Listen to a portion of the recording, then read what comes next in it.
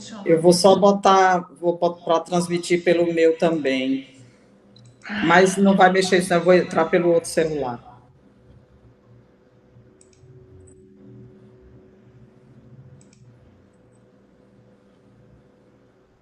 Boa noite. Estamos ao vivo no canal do Findac no Facebook. Estamos muito felizes de estar aqui fazendo essa live. O assunto para a gente conversar não é tão agradável assim, né? Mas precisamos falar sobre isso, né? Precisamos falar sobre jornalismo policialesco, sobre a mídia sensacionalista e também precisamos tocar nesse assunto no caso Siqueira.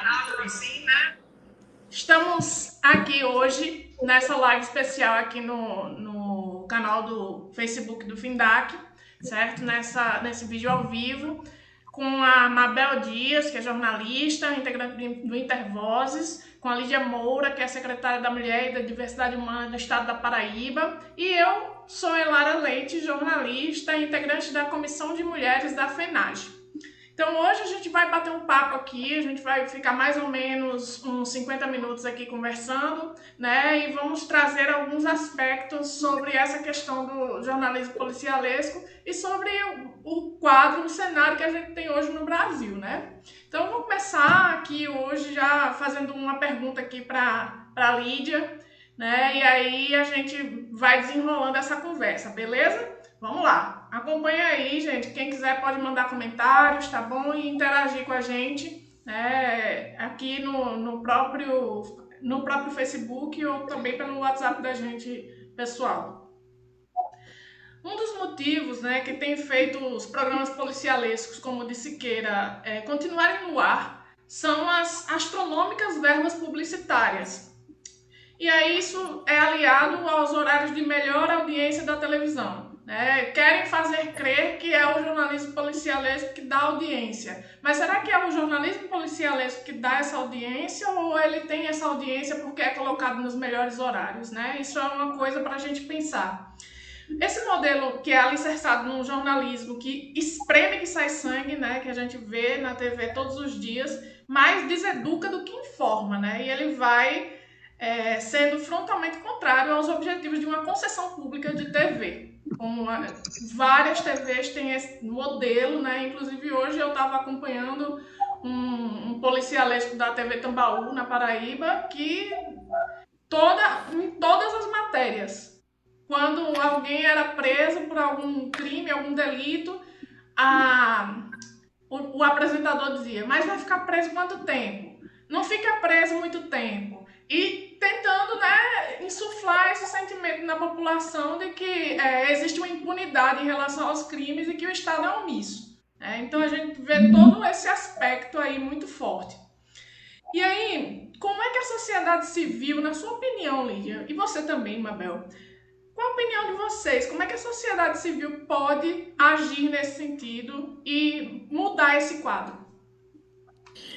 Boa noite, Elara. Boa noite, Mabel. Boa noite para todas as pessoas que nos acompanham. Quero parabenizar o Findac pela realização desse debate. É muito relevante, é necessário na sociedade. Você trouxe alguns elementos aqui muito importantes para a gente analisar. São os horários, o que faz com que essa gente tenha assim, tanta audiência e isso tem uma repercussão tão ampla na sociedade que se torna até alguma coisa viciante, né, para muita gente. Eu entendo que há toda uma estratégia, né, que somam vários aspectos. A questão dos horários, a questão da estratégia da mídia, de como chegar, a questão de lidar com o medo de uma sociedade que vive realmente aterrorizada por questões da violência. E aí, muitos apresentadores, eles fazem o papel do juiz, eles fazem o papel do promotor de justiça, o papel do advogado. Ele entra na cabeça das pessoas dizendo, olha, se fosse eu lá, eu resolveria de tal maneira. Então, personaliza de tal modo que a pessoa vê naquele sujeito o cara que vai resolver de fato. E aí ele já espera o dia seguinte do que foi que aconteceu no mundo. Esse programa me traz todos os perigos que estão aí para a sociedade e mais, ele me diz como é que vai resolver. não resolve porque a gente não tem governo, não resolve porque ninguém toma providência. Está aí, ó, o apresentador X ou Y, ele tem a solução, ele está nos dizendo todos os dias. Então, isso é muito ruim. E aí eu penso, respondendo a sua pergunta, é que a sociedade civil tem de enfrentar, é uma questão mesmo dos direitos humanos. Esse modelo é apenas mais um modelo da violação de direitos humanos que a gente sempre enfrentou. E aí é uma arma mais poderosa que se tem agora, porque a propagação é muito mais rápida, muito mais eficiente, se chega a milhares de pessoas muito rapidamente, mas eu penso que é o enfrentamento que a gente não pode desistir é em relação à garantia dos direitos humanos. Se a gente abandonar esse barco nesse sentido, essa gente vai continuar prosperando e a gente tem de fazer muitas ações e utilizar a legislação e brigar mesmo para que eles não possam permanecer fazendo todo esse jogo e toda essa estratégia impunemente, e muitas vezes não só se trata de a questão da opinião, né, dessa estratégia de comunicação. Em muitos e muitos casos tem violações de direitos assim, de uma maneira assim, sem pudor. Então, eu penso que a gente tem que fazer essa estratégia da garantia dos direitos humanos também. Lídia, boa noite. Obrigada mais uma vez por você ter aceitado essa conversa aqui em plena sexta-feira, né, depois de uma semana intensa de atividades, à noite aqui junto comigo e com a Elara. E quero falar da satisfação, enquanto FINDAC, Intervozes também, de ter uma secretária de Estado debatendo esse tema. Eu acho que isso é inédito. Já aconteceram outras vezes, mas assim, uma secretária que abraçou essa causa, né, da violação dos direitos humanos na mídia. Isso é muito importante, ver o Estado debatendo e engajado nessa questão, porque é essencial, né? A gente sabe que a mídia, as TVs, né, e as emissoras de rádio, elas são concessões públicas, e, claro, é uma concessão vinda do governo federal, mas o Estado da Paraíba, né, a gente falando aqui de Estado, não de governo, mas tem uma responsabilidade em relação a isso. Então, é importantíssimo ter uma secretária de Estado da Mulher debatendo esse assunto hoje à noite aqui com a gente, né? E na pergunta que eu teria para você, essa semana a gente acompanhou, né, a cobertura da mídia aqui na Paraíba, do caso de um adolescente, né, que é suspeito de ter matado a mãe, né, lá na cidade de Campina Grande, e também de outro adolescente que deixou o bebê, né, o seu filho, em uma calçada aqui em João Pessoa, e, segundo ela foi estuprada, né, e manteve essa gravidez durante todo esse tempo, até dar à luz, né, a seu filho, a sua filha, e, enfim, mostra todo esse contexto que as mulheres vivem, as adolescentes, né, a gente vê aí um índice muito alto de meninas e adolescentes grávidas, né, e a mídia, no entanto, ela não contextualiza nada disso, ela faz um sensacionalismo em cima desses casos, apenas para garantir a sua audiência, né? Então, como é que você avalia a cobertura da mídia paraibana em relação a esses dois casos? Então, aí nós temos violações de direitos mais uma vez. Vamos começar pelo caso da menina que deixou a criança e que, por sinal, tem um gesto que ela é como se ela se despedisse da criança, né? Ela beija a criança, mas a mídia trata de retratar o seguinte: é um crime, é uma criminosa que abandonou uma criança. Essa é a única leitura que é trazida para a sociedade. A sociedade se compadece realmente. É um ser indefeso, a criança que fica ali, mas ninguém se pergunta quais as dores que aquela menina viveu até chegar àquele ponto, né? Qual é a saída que ela busca, tomando aquela medida, que é uma medida que, em tese, de certa maneira, protege a criança, porque ela possibilita que a sociedade possa cuidar, alguém dessa sociedade possa cuidar, não é? E eu não estou querendo fazer a proteção especificamente a menina, não, eu estou querendo analisar o contexto. E aí, qual é a sociedade, qual é a mídia que vai chegar e dizer assim, ora, vamos fazer uma campanha, então, para ver, essa menina tem uma casa? Essa menina está protegida? Essa menina está sofrendo algum tipo de violência? O que aconteceu com essa menina? E como podemos ajudar? Ninguém faz isso. Então, a linguagem é sempre aquela. Criança é abandonada aí depois vem o desdobramento das câmeras que mostram que a criança foi deixada tantas horas. Então, é sempre apontando, é um tribunal permanentemente. E é um tribunal onde a outra parte não tem o direito de se pronunciar. Eu não estou falando nem da defesa, eu estou falando de se pronunciar. Então, esse jornalismo, não é nem jornalismo, eu entendo que não podemos chamar isso de jornalismo. Essa estratégia de comunicação é uma estratégia que é um desserviço, que não traz nenhum ganho para a sociedade, que não nos educa, inclusive, para a gente ver a parcela de culpa de governos, a parcela de culpa da própria sociedade, da família, muitas vezes, de tudo que envolve a vida daquela pessoa. A questão do menor é um outro tribunal, né? Então, realmente é uma coisa horrível a notícia como se dá. Matou a mãe, e aí eu vou expor. O que eu vou fazer? Não, a melhor forma é, vamos expor, apontar essa pessoa para ver se alguém elimina esta pessoa. Então, o propósito é de eliminação.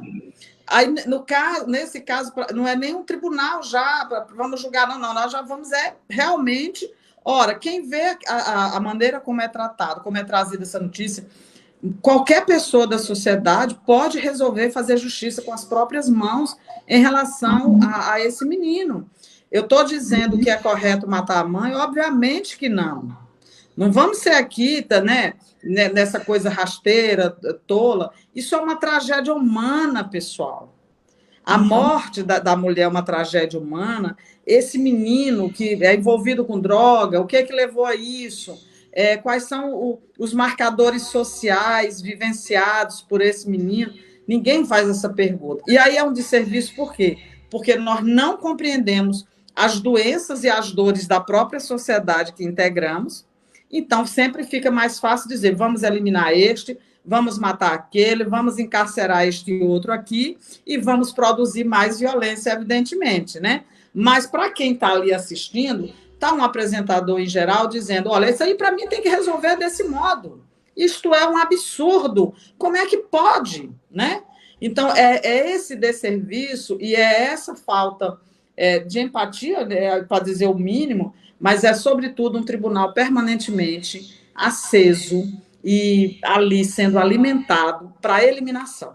Porque ainda que se nós tivéssemos a certeza absoluta da culpa, a gente tem que trazer dentro de uma sociedade democrática que se fosse réus confessos, sem nenhum marcador, ainda assim eles teriam direito à defesa. Então, nós temos de parar de fazer o julgamento pelos nossos dogmas, pelos nossos valores morais e dizer, bom, eu aí mataria. Veja que tragédia. Então, é uma sociedade tão adoecida também que ela vê um cenário de horror desse e ela quer produzir mais horror eliminando essas pessoas. Então, é algo muito grave, muito sério. A gente tem que parar para uma reflexão, a sociedade tem que ser parte nisso. E aí eu quero já introduzir, para a gente bater num papo aqui, onde está a responsabilidade dos donos desses canais, né? Esses apresentadores fazem por si só? Não. Esses contratos têm uma estratégia, inclusive, de modo que, muitas vezes, quando se cobra do dono dos canais, ele responde a multa milionária. A emissora não tem como se livrar da multa. Então, essa multa também é colocada na estratosfera para que, quando der problema e reclamarem, aí se justifique. Gente, mas se a televisão demitir esse cara, a televisão vai quebrar.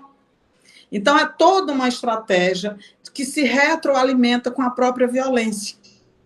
Então, isso a sociedade precisa modificar. Eu sei que é duro, não é um caminho fácil a gente dialogar sobre os problemas que levam as pessoas a cometer delitos, né? Porque, seguramente, se a gente fizer essa reflexão, nós vamos encontrar, inclusive, a parcela da nossa própria culpa. Sem toda razão, Lídia. Quando a gente para pensar a respeito do assunto, né, é como se, primeiro, existem alguns elementos aí no jornalismo policialesco, né? Existe uma catarse, né, que vem da nossa barbárie, né, que nós somos seres que viemos de outras gerações, que tiveram outros costumes, e o costume da violência, da barbárie é muito forte para o ser humano, né? O nosso natural é instintivo, é animal, e a gente se predispõe à barbárie, se predispõe à violência. Eu sempre gosto de trazer esse aspecto porque ele é muito forte na gente, né? E aí isso mexe muito com a audiência, né? Esse tipo de programa, esse tipo de programação, esse tipo de abordagem. Ao mesmo tempo que essa catarse é alcançada, a gente também alcança um alívio, porque o problema fica sendo do outro, o problema é do Estado, o problema é do marginal, o problema nunca é nosso. Não, eu não tenho nada a ver com isso. Eu faço minha parte, sou um cidadão de bem, eu vou para o trabalho todos os dias, eu volto todos os dias, pago meus impostos e está tudo bem, sabe? Quando, na verdade, todos nós temos uma parcela de culpa falando ou não falando do assunto. Se a gente não falar, a gente está devendo. Se a gente falar, a gente está devendo. Por isso que a gente tem que fazer live toda semana. A gente tem que ir aprendendo também. Nós não temos todas as respostas. Agora, será que a resposta melhor é a eliminação das pessoas? Vamos considerar mesmo, eu nem quero considerar a dúvida, porque a dúvida é o ideal, você considerar que a pessoa pode não ter culpa. Mas vamos considerar que a pessoa tenha culpa. Nós somos falhos, todos nós, né? Você pode ter uma ira aqui agora e numa vingança de uma situação que te incomodou, você pode cometer até um crime, você pode errar a mão, sendo sem querer ou sendo planejado, pode acontecer. E acontece muitas vezes, né? As pessoas, às vezes, têm arrobos de violência, de ira, que elas podem fazer muitas coisas. Então, vamos parar para pensar também, como é que a gente reage a isso tudo? O que a gente oferta? Vamos considerar que um filho da gente, por exemplo, comete um erro. Né? O menino que cometeu um erro qualquer. Nós vamos tentar proteger. O nosso filho vai ter essa proteção. E se a gente mandasse encarcerar a criança? O menino pegou um objeto que não devia. Vamos considerar que isso poderia acontecer na nossa casa. E acontece muitas vezes. Isso é muito visível, muito comum na questão da droga. Né? Um menino que tem um porte de droga, que se ele é classe média alta, o tratamento é de um modo. Se ele é um menino periférico, o tratamento é para o encarceramento, invariavelmente. Então, a gente tem que parar para analisar, se fosse eu neste lugar, o correto era eliminar o meu filho, a minha filha ou a mim mesmo? A gente precisa fazer com honestidade essa pergunta, né? Então, essa mídia que se retroalimenta dessa violência o tempo inteiro, que vai fazendo sempre esse caminho da eliminação, eu preciso eliminar o outro, isso que você falou, eu aponto, olha, aquele ali fez uma coisa errada na sociedade, eu jamais faria aquilo, eu estou isenta disso porque eu nunca faria. E aí também esse menino não teve o Estado, aí também não teve não sei o quê. Ora, as pessoas, às vezes, passam uma pessoa na sua porta pedindo um copo d'água, e às vezes você não dá, às vezes você não acolhe para algo minimamente simplório, né, como algo assim. Então, você vem dizer que a gente não tem culpa? A gente tem culpa nesse processo. Mas eu acho que nós temos de cobrar também dos donos dessa mídia, sabe? Quando nós vimos aqui um caso recente da Paraíba, como é que você permite que um sujeito comece a achincalhar as mulheres, a população LGBT, ser racista o tempo inteiro, misógino ao extremo, e ninguém limita esse sujeito?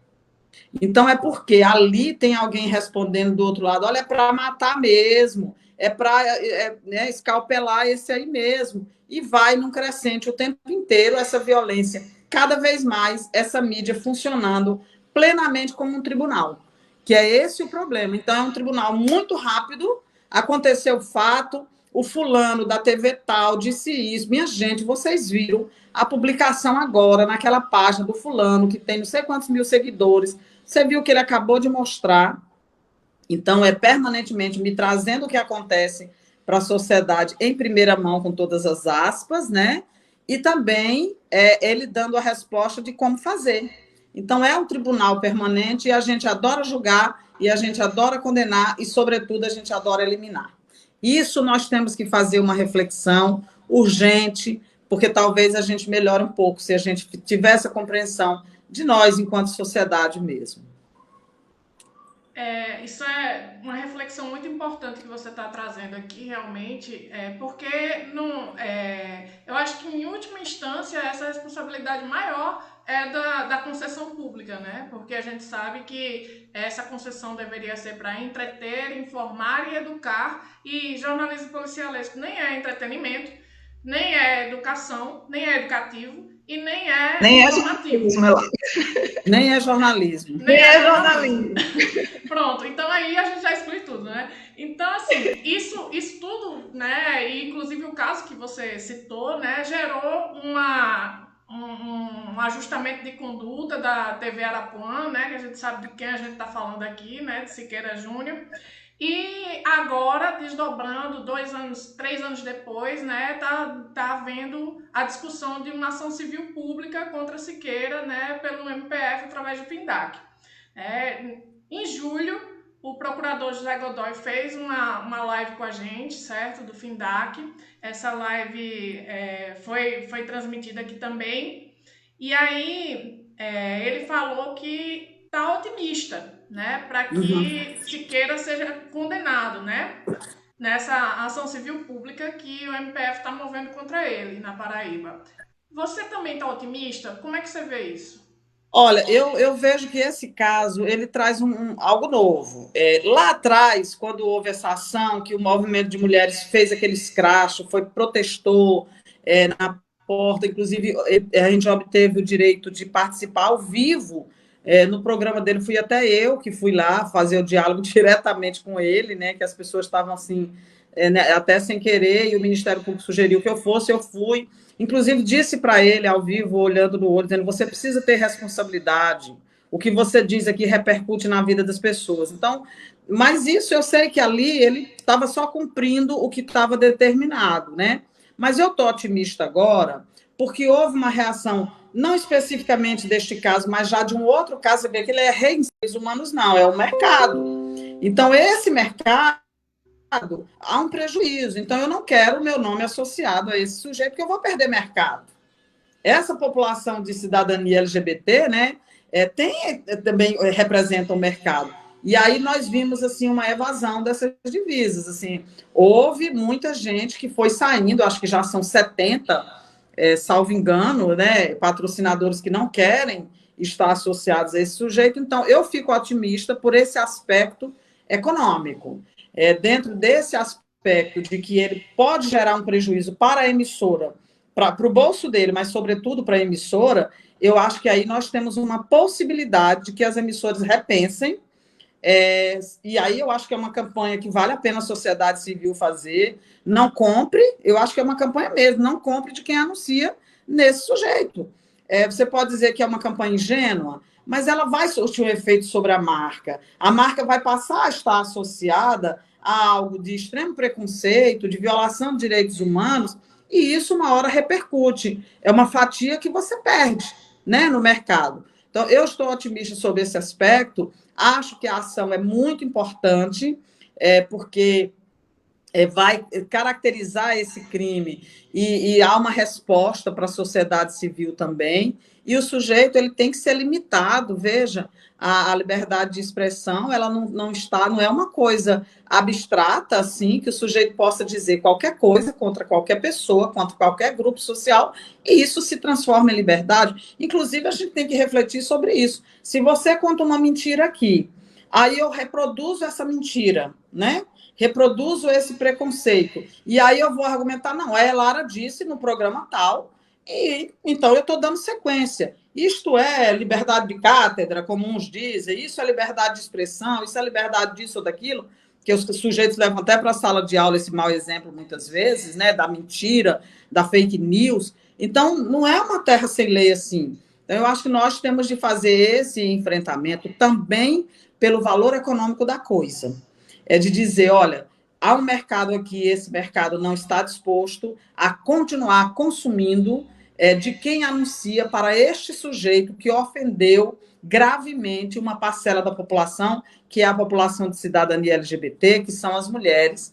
Nós não podemos admitir isso. Então, eu fico otimista por esse revés que vem a partir do prejuízo que esse sujeito pode ter, e a própria emissora também.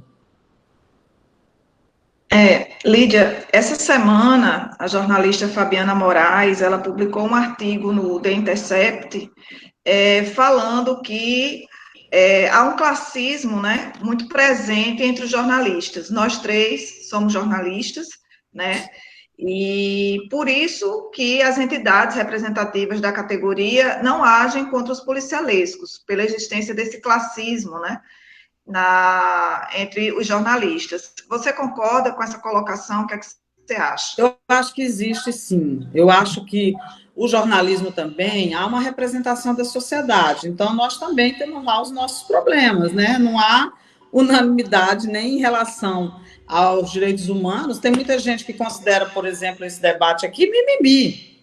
Tem muita gente que considera que esse debate aqui é uma bobagem, que deve se dispor a colocar todo e qualquer tipo de programa na mídia que as pessoas possam escolher.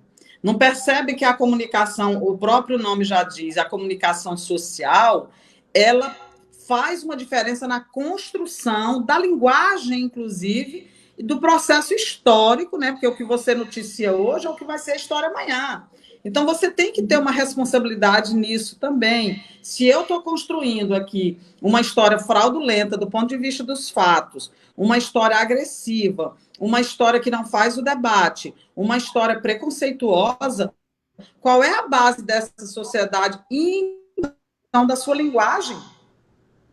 A gente não pode deixar de considerar isso. O jornalismo tem essa responsabilidade também. Então, eu acho que tem isso, sim, e tem mais, e tem muita gente fazendo vista grossa para o mercado. E com essa desculpa também, além de ter, porque tudo é classe mesmo, Lélia Gonzalez já dizia isso, né?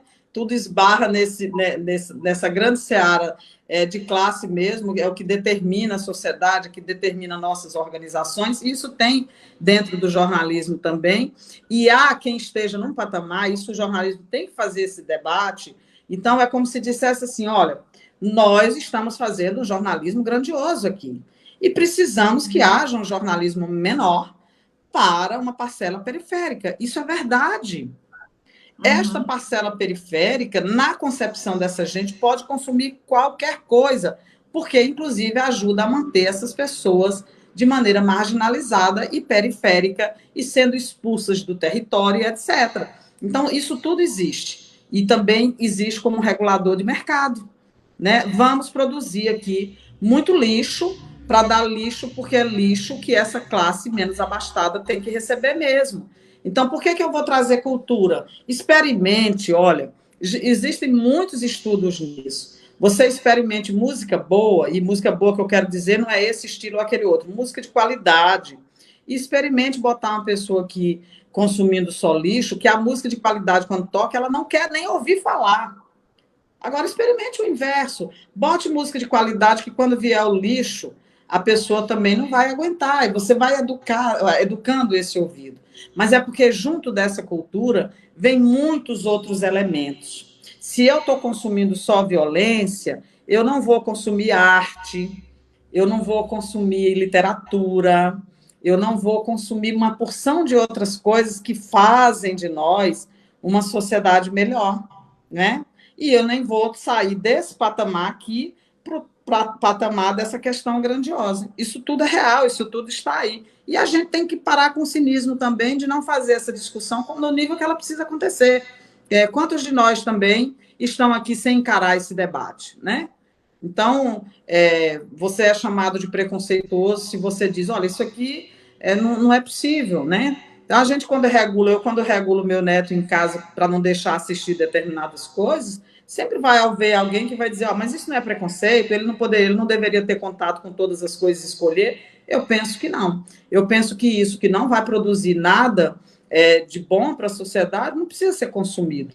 Eu acho que eu posso poupá-lo disso, sim. Eu posso dar para ele outra visão de mundo, né? Possibilitar outras coisas. Não tem por que consumir certas coisas aqui, não.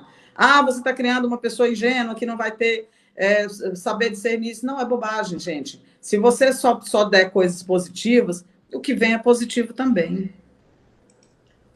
É muito bom esse debate que a gente está fazendo aqui, porque traz algumas reflexões importantes, né, para quem está assistindo e, de modo geral, acho que começa a despertar algumas reflexões em quem vai assistir no futuro também, porque essa live vai ficar disponível e tal.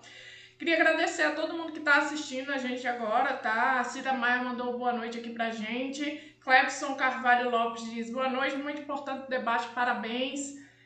Joaninha, né, do movimento, ela diz: o FINDAC mantém o compromisso com a superação das violações de direitos humanos. A secretária Lídia Moura faz uma análise crítica precisa sobre o propósito da imprensa e o desserviço de alguns órgãos de comunicação no trato da violência. Rita de Cássia diz: Sindicato dos Servidores Públicos Municipais de Araruna está presente. Olha aí, a gente está chegando longe. Que legal! E aí, vamos juntos.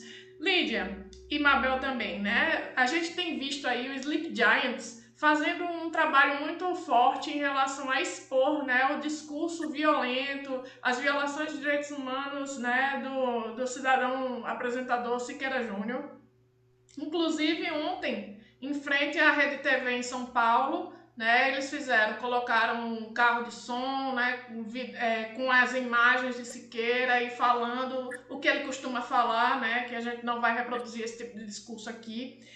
E aí também foram para a frente da Ultra Farma, né, que hoje é o maior patrocinador do Siqueira, né, e foram lá para também mostrar isso, o que está acontecendo, né, em relação a esse apresentador que saiu de Alagoas causando problemas, foi para Paraíba causar problemas e agora está no Alerta Amazonas também, na TV A Crítica, causando mais problemas, né? Então, na sua opinião, como jornalista, além das ações do Sleep Giants e das providências judiciais, o que mais pode ser feito na prática? Olha, eu acho que a gente tem que incomodar esse apresentador, sabe? Eu acho que as redes sociais, a gente tem que tomar cuidado apenas para a gente não estar dando mais palco, né? Porque muitas vezes você, quando reproduz, se você reproduz, a estratégia de reproduzir ali no carro de som é muito bom, porque não fica aqui rodando, né, nas redes sociais. Mas eu acho que a gente tem de fazer, eu sei que é trabalhoso. Antes de dizer, eu já disse, eu sei que é trabalhoso, que não é fácil. Mas a gente, para cada discurso de ódio desse sujeito, a gente tem que trazer o discurso coerente. A gente tem que trazer o ruim que ele está trazendo, a gente tem que trazer o que há de bom. Então, nós precisamos perguntar para as pessoas: olha, você tem certeza que o sujeito pode chamar de imunda uma mulher porque ela não pinta as unhas? Você tem certeza? Dá uma olhada em volta de você. Quantas mulheres pintar? Eu gosto de pintar unha, mas tem época que eu não pinto de jeito nenhum. Não tem quem vá me fazer pintar unha. Inclusive, no programa dele, quando eu fui debater, eu tirei e mostrei minha unha sem pintar do pé, né? Ele disse: por favor, a senhora tá elegante, pinta as unhas. Eu digo: não, eu não posso, eu faço o que eu quiser. Então, eu acho que a gente tem que fazer esse contraponto o tempo inteiro. A gente tem que trazer, eu sei que dá trabalho, mas a gente tem que trazer uma comunicação de qualidade, porque nós vamos mostrar que é possível se comunicar com as pessoas, debater, inclusive, a violência, sem fazer esse tipo de apontamento que ele faz. Porque, na verdade, o que acontece com ele é que ele é esse tribunal permanente e ele é também o sujeito que está sempre dizendo para a gente o que fazer. Agora, eu acho que uma coisa que nós temos de fazer é atacar os donos das emissoras, sabe? Eu acho que enquanto for só aquele programa, enquanto for apenas aquele apresentador, a gente não chega lá. Eu acho que nós temos que entrar com ação contra as emissoras, nós temos que começar a dizer o nome mesmo: o presidente dessa emissora é o fulano de tal, o diretor que cuida de jornalismo é esse cara aqui, apontar, marcar ele nas redes sociais. Eu acho que tem que ter essa, com todas as aspas, guerrilha urbana, para a gente estar dizendo para as pessoas o seguinte: olha, há alguém que está lucrando com isso. A gente precisa dizer para a sociedade: olha, você que está consumindo essa violência toda, estão ganhando dinheiro com o seu medo. E a gente precisa atacar os donos dessas emissoras. Porque veja o que é esse fio. Quando ele vem para cá, ele sai de Alagoas, vem para cá com um contrato milionário, dá trabalho aqui, ele vai para o outro, mas eles vão, combinando. Não pense que é porque ele rompeu aqui, inclusive é a mesma emissora, né? Em nível, que eu digo, a emissora em nível nacional. Então, ele vai para um outro lugar e percebam que há sempre um contrato milionário, de uma multa milionária que não se pode romper. Então, isso é uma estratégia de ganhar esse dinheiro. Então, enquanto o sujeito gera um problema, o Ministério Público tem que agir, as instituições têm que agir, o movimento da sociedade civil tem de agir. Aqui na Paraíba foi fundamental o movimento de mulheres. A gente está soltando toda uma energia, gastando toda uma energia, e essa gente está ganhando dinheiro. É disso que se trata. Mas eu acho que nós temos de fazer também o caminho do contraponto e de apontar também aqueles que mantêm isso.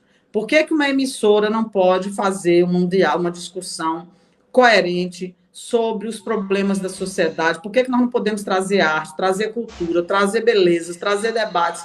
Será que é o tempo inteiro a gente consumindo sangue, né, e violência, e esse tribunal funcionando e dizendo como é que devemos eliminar, quais são os caminhos para eliminar as pessoas?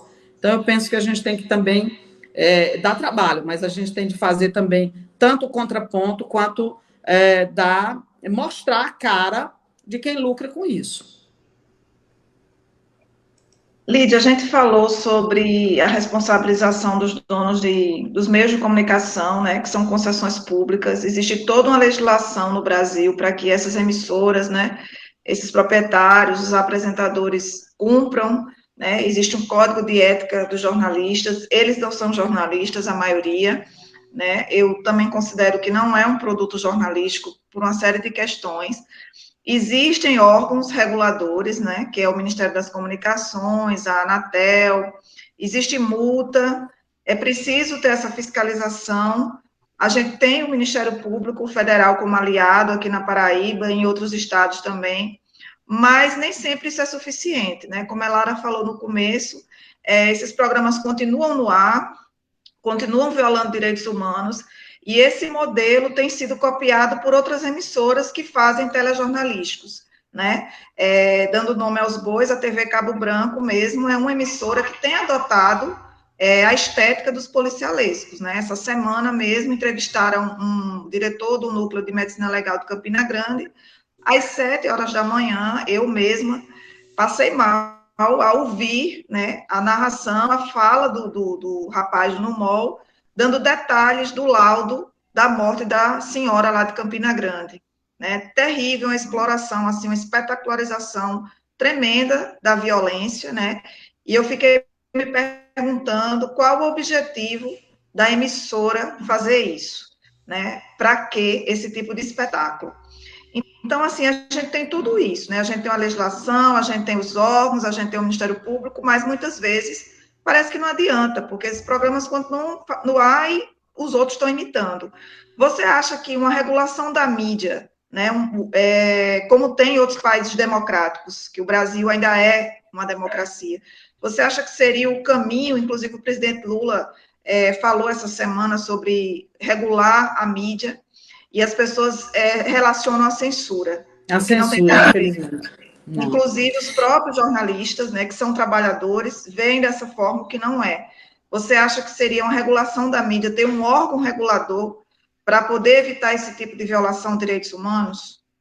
Na verdade, eu penso que falta compreender esse contexto do que é essa regulação. Acho que o nome regulação, ele remete sempre a uma coisa muito negativa, a gente talvez devesse até encontrar uma outra terminologia para tranquilizar as pessoas, mas eu acho que com muitas outras situações de regulação, são situações que resolvem, porque são os limites, né? Que se diz, até aqui pode, daqui para frente você pode gerar um prejuízo para a sociedade, então não é permitido.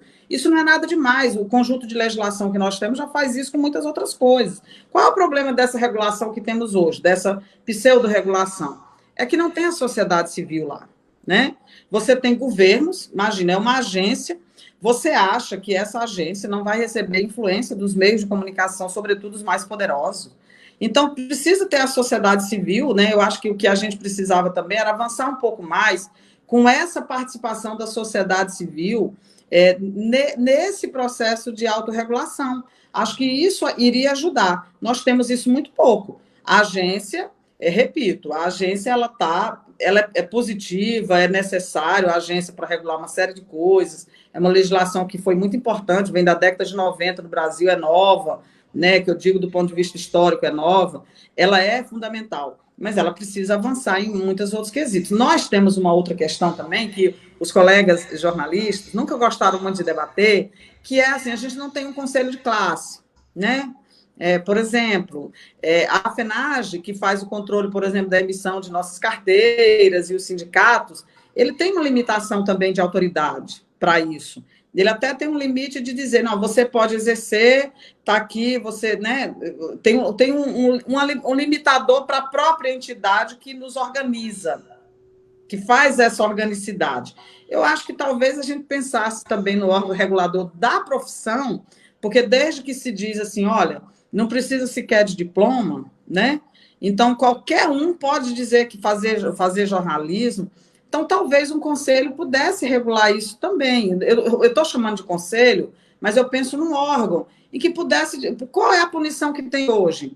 A sua única chance contra um apresentador é você entrar na justiça comum. Não há um órgão que possa limitar, dizer, olha, esse cara pode perder a sua licença para atuar, esse cara pode deixar. Por que nós somos uma profissão também? E por que nós não nos submetemos a isso, como a enfermagem, como a medicina, como a advocacia, como tantas outras? Eu acho que talvez isso também ajudasse. Eu acho que é um campo muito vasto, muito livre, de que o sujeito pode fazer o tempo todo tudo o que quiser, porque é a liberdade de expressão. Mas é uma liberdade de expressão que, inclusive, nós sabemos de notícias desses policialescos que já levaram a linchamentos, que já levaram à morte de pessoas, que já levaram a se queimar residências, destruir patrimônio das pessoas. Então, isso tem uma consequência direta na vida da sociedade. Se tivesse esse aparato. E também a gente pensar a regulação enquanto profissão também, porque não se faz esse jornalismo aí, ele precisa desses profissionais. Então, se você tivesse também um controle de como esses profissionais podem exercer essa profissão, talvez a gente conseguisse reduzir esse impacto horroroso de que o sujeito pode fazer o que quiser o tempo inteiro, né? Agradecer aqui novamente a Lídia por ter recebido, né, esse convite e aceitado com tanta alegria, né, numa sexta-feira à noite e tal, com certeza muito cansada da semana, né, e dizer que a gente continua aqui recebendo comentários. Cira Maia, ela diz o seguinte: esses programas adentram aos lares sem pedir licença e de forma violenta corrompem e distorcem as informações apenas com o intuito de vender o que é imposto pelo capitalismo. Siqueira Júnior é apenas um escroto desse sistema.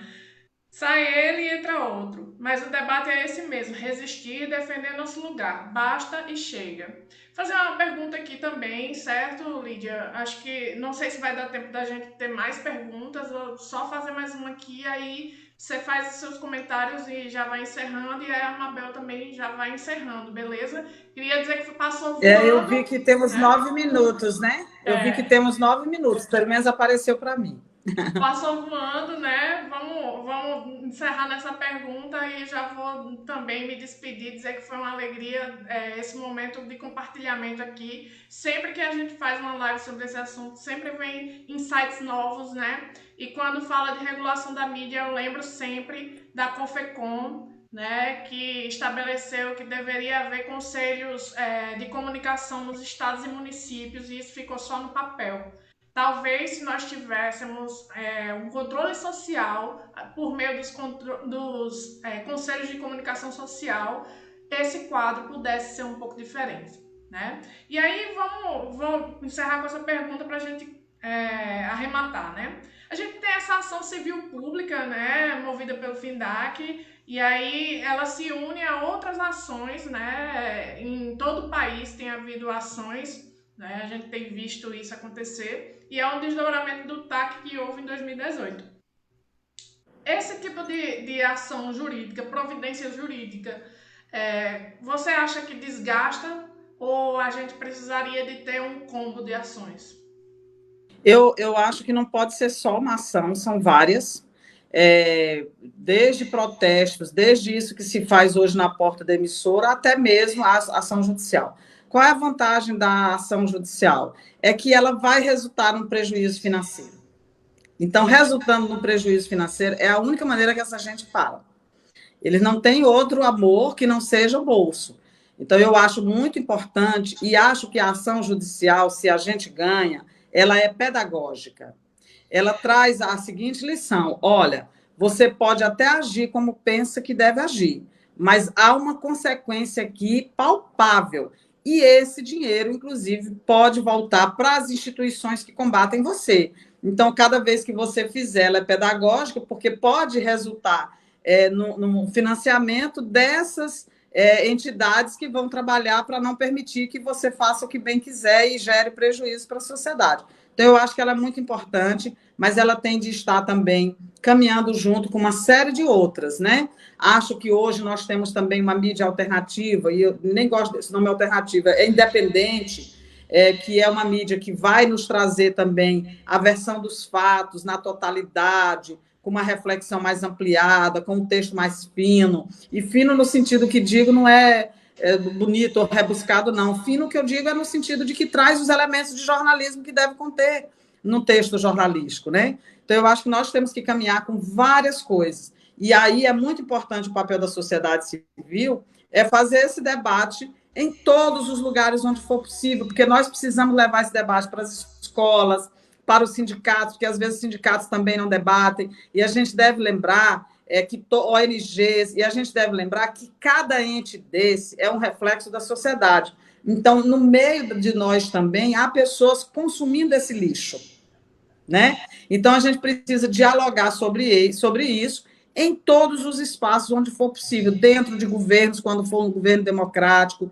em todos os espaços, a gente tem que introduzir esse debate para combater e para que a gente possa avançar numa linguagem, lembrando que a comunicação é a história amanhã. Eu fico pensando, daqui a 30 anos, 40 anos, quando a gente for estudar essa mídia, a gente olhar para isso. Olha que terrível! Foi isso que nós produzimos na geração anterior. Então, a gente tem que ter responsabilidade nesse processo. Nós precisamos trazer algo mais decente para deixar para as futuras gerações. E que exemplo estamos dando também para as crianças? À medida que eu estou esculhambando as mulheres e a população LGBT na televisão, essas crianças vão reproduzir o quê? Então, não pode por isso tudo também, né? Então, eu penso que a gente deve ter muitas outras ações. E aí já vou me despedir de vocês também, para deixar um tempo para a Mabel, dizendo que foi uma grande alegria, estou sempre à disposição. Acho que o papel de quem está também na gestão pública é fazer esse debate, é encarar, é um tema difícil, as emissoras ficam antipatizadas, né? Ficam com antipatia, a gente fica antipatizada pelas emissoras, mas é muito importante que a gente faça essa discussão para trazer um viés aí de responsabilidade desse processo histórico que é a própria comunicação social e de como ela repercute na vida das pessoas. Eu só queria agradecer também a Lídia, né, por estar conosco aqui nessa sexta-feira à noite, e também agradecer a Lara por ter topado esse desafio da gente fazer essa live, né, dizer que a gente agradece muito sua participação, Lídia, reforçar que é importantíssimo, a Secretaria de Estado está debatendo esse tema, realmente é muito difícil, as pessoas às vezes até fogem, né, os próprios jornalistas desse debate, mas a gente está aqui enfrentando e seguimos adiante, pretendemos fazer outras lives também para estar discutindo esse tema, e no FINDAC a gente vai acompanhar, né, a ação civil pública e esperar o movimento de mulheres também reforçando essa ACP, né, que é importantíssimo o movimento, como você falou, a sociedade civil, para que esse tipo de mídia, a gente está dando aqui a nossa contribuição para mudar essas circunstâncias, né, e que esses programas possam, enfim, serem extintos. Verdade. Um sonho. É isso. Boa noite, gente.